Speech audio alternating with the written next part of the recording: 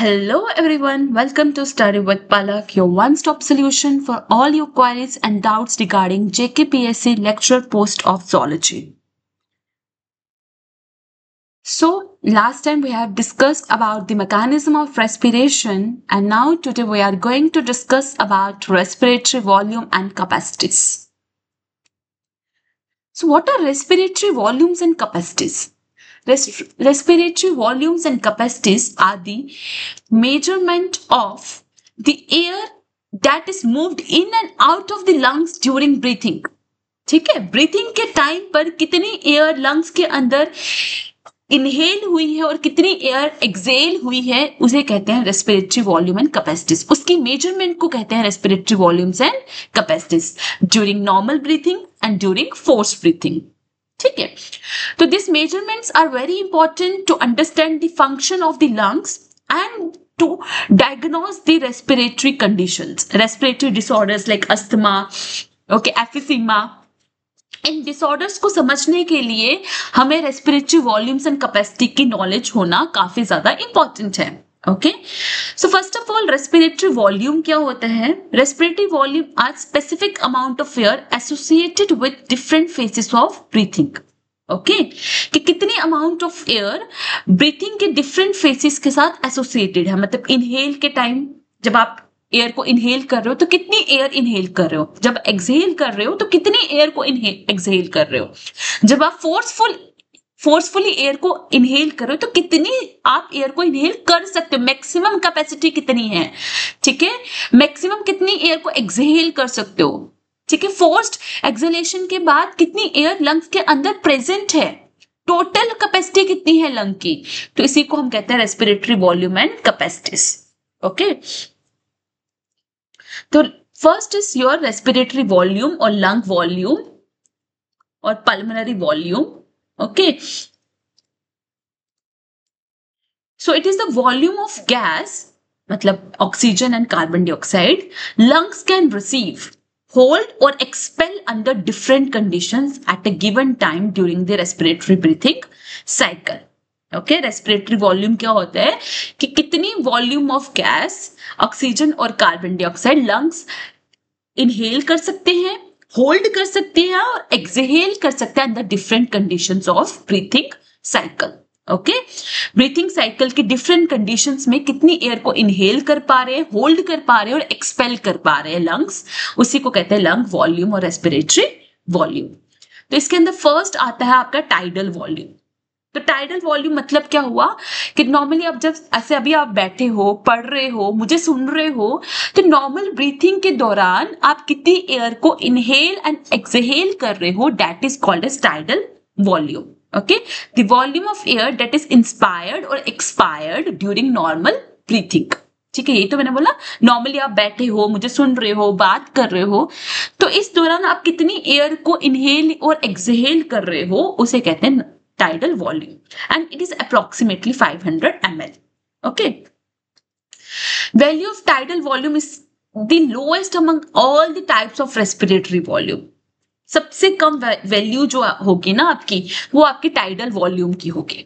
Okay, in normal breathing मैंने ये last class में भी समझाया था, 350 ml जो एयर है वो एंटर करती है आपके एल्वोलाइज में। ठीक है, which is called as alveolar volume and 150 जो है आउट ऑफ 500, 150 जो है वो रेस्पिरेटरी पैसेज में रह जाती है, ट्रैकिया ब्रोंकियाई में। उस पैसेजेस को आप कहते हो डेड एयर स्पेस एंड उस वैल्यू को कहोगे आप डेड स्पेस वॉल्यूम। ओके, तो मैंने क्या बोला, आप 500 एयर को नॉर्मली इनहेल कर रहे हो, ठीक है, और उसमें से 350 आपकी एल्वोलाई में जाती है और 150 आपकी डेड स्पेस में रह जाती है। ठीक है, जिसे आप डेड स्पेस वॉल्यूम कहते हो। ठीक है, तो volume of air breath per minute, 1 minute के अंदर आप कितनी एयर को ब्रीथ कर पा रहे हो, तो 1 मिनट में आपके 12 से 16 ब्रीथ आप करते हो। 1 मिनट के अंदर आप 12 to 16 टाइम ब्रीथ करते हो। ओके, तो 500 को आप 12 और 16 से मल्टीप्लाई कर दो तो आपकी जो वैल्यू आ जाएगी वो 6000 to 8000 के बीच में आ जाएगी। 6000 से 8000 के बीच में आ जाएगी। ठीक है, तो this is tidal volume. Then है इंस्पिरेटरी रिजर्व वॉल्यूम, मतलब कि जब आप जोर जोर से सांसें लेते हो ना, मतलब फोर्सफुली आप एयर को इनहेल कर रहे हो, है ना, फोर्सफुली एयर को इनहेल कर रहे हो, बिकॉज आपकी रिक्वायरमेंट है ज्यादा ऑक्सीजन की आपकी बॉडी को, लाइक रनिंग के टाइम पे, एक्सरसाइज के टाइम पे, हाई एल्टीट्यूड्स पे आप एयर को फोर्सफुली इनहेल करते हो, that is called as inspiratory reserve volume और forceful inspiration. Okay, additional extra volume of air a person can inhale। ठीक है, तो it's range is from 2500 to 3000 ml, इतनी आप फोर्सफुली एयर को इनहेल कर सकते हो। एक्सपिरेटरी रिजर्व वॉल्यूम क्या हुआ, जबरदस्ती एयर को एक्सहेल करना, फोर्सफुली एयर को एक्सहेल करना। ठीक है, extra volume fair person can exhale by forceful expiration, तो इट इज 1000 to 100 ml, तो इसको कहेंगे forceful expiration. Fine. Okay. Next, residual volume means after forceful expiration, आपने जबरदस्ती एयर को एक्सहेल किया, एक्स्ट्रा एयर को एक्सहेल किया, after that forceful expiration how much air is remained inside the lungs, because lungs कभी भी एम्प्टी नहीं हो सकते, वो तभी एम्प्टी होंगे after the person is dead, है ना, पर्सन जब एक बार डेड हो जाएगा उसी के बाद आपके लंग्स एम्प्टी होंगे, पर नॉर्मल आपकी लाइफ में लंग्स कभी भी एम्प्टी नहीं हो सकते, क्योंकि अगर ऐसा हुआ, अगर लंग्स पूरी तरह से एम्प्टी हो गए तो आपके लंग्स कोलैप्स कर जाएंगे। ठीक है, तो लंग्स कोलैप्स ना करे तो कुछ ना कुछ अमाउंट ऑफ एयर लंग्स में हमेशा प्रेजेंट रहती है, चाहे आप कितनी भी फोर्सफुली एयर को एक्सहेल कर लो। तो फोर्सफुल एक्सपिरेशन के बाद कितनी एयर लंग्स में प्रेजेंट है उसे कहते हैं रेसिडुअल वॉल्यूम। ठीक है, remaining airs in the lung, that is 1100 to 1200 ml। ठीक है, तो आपकी टाइडल, आपके लंग वॉल्यूम्स में क्या क्या आ गया, टाइडल वॉल्यूम मतलब नॉर्मल ब्रीथिंग में आप कितनी एयर को इनहेल और एक्सहेल कर रहे हो, which is 500 ml। Okay, then your inspiratory reserve volume मतलब फोर्सफुली आप कितनी एयर को इनहेल कर पा रहे हो, तो it is 2500 to 3000 ml। Forceful expiration मतलब कितनी एयर को फोर्सफुली एक्सहेल कर पा रहे हो, that is 1000 to 1100 ml। And after forceful expiration, amount of air present in the lungs is called as residual volume। Residual मतलब remaining air in the lungs, that is your 1100 to 1200 ml। So tidal volume, forceful inhalation, forceful exhalation के बाद, ठीक है, and the air remaining in the lungs। तो I have given the chart, यहाँ पे मैंने पूरा बताया। 500 ml टाइडल वॉल्यूम है, 2500 से 3000 आपका इंस्पिरेटरी रिजर्व वॉल्यूम है, 1000 से 1100 एक्सपिरेटरी रिजर्व वॉल्यूम है, एंड 1100 से 1200 आपके रेसिडुअल वॉल्यूम है। देन आ जो लंग कैपेसिटी, रेस्पिरेटरी कैपेसिटी और pulmonary capacity, it is a combination of 2 और मोर वॉल्यूम्स। वॉल्यूम्स के कॉम्बिनेशन को आप लंग कैपेसिटी कहते हो। ठीक है, मतलब आप डिफरेंट लंग वॉल्यूम्स को एड ऑन जब करते हो तो वो लंग कैपेसिटी बन जाती है। The average lung capacity of human male is around 6 litres of air. ठीक है, average lung capacity, total lung capacity कितनी है कि हम 6 litres of air, 6000 ml air को जो है लंग्स के अंदर जो है फिल कर सकते हैं। ठीक है, तो first is inspiratory capacity. Inspiratory capacity जो है कि नॉर्मल ब्रीथिंग में आप कितना कर रहे हो, that is your tidal volume. Normal breathing में आप कितनी एयर को इनहेल कर रहे हो, ओके, एंड आपका फोर्सफुल आप कितनी एयर को इनहेल कर रहे हो। ठीक है, so which is equals to 500 plus forceful inhalation कितनी थी, 25 to 3000, है ना, सो आपकी बन जाएगी 3000 to 3500 ml। This is your inspiratory capacity, मतलब total volume of air that can be inhaled after normal expiration। तो normal expiration के बाद आप normally कितनी air को inhale करो और forcefully कितनी air को inhale करो, मतलब आपकी inhaled capacity, inspiratory capacity क्या हुआ, आपके inhaled capacity कितनी है, आप कितनी air को inhale कर सकते हो maximum। ठीक है, उसके बाद है एक्सपिरेटरी, आपकी मैक्सिमम एक्सहेल्ड कैपेसिटी कितनी है। ठीक है, नॉर्मल इंस्पिरेशन के बाद आप कितनी एयर को एक्सहेल कर सकते हो मैक्सिमम, ठीक है, which is equals to normal expiration plus forceful expiration, expiratory reserve volume, forceful expiration. Okay, तो this is equals to 1500 to 1600 ml.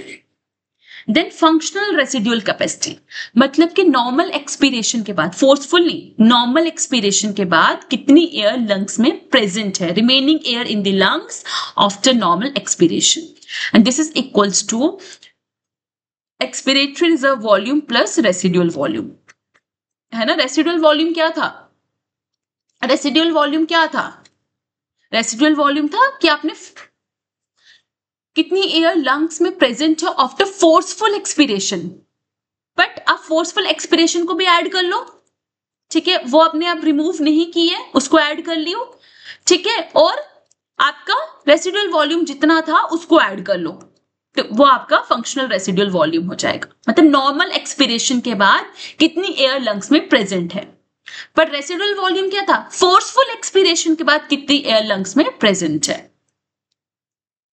Then vital capacity, it is the maximum volume of air that can be breathed in after forced expiration.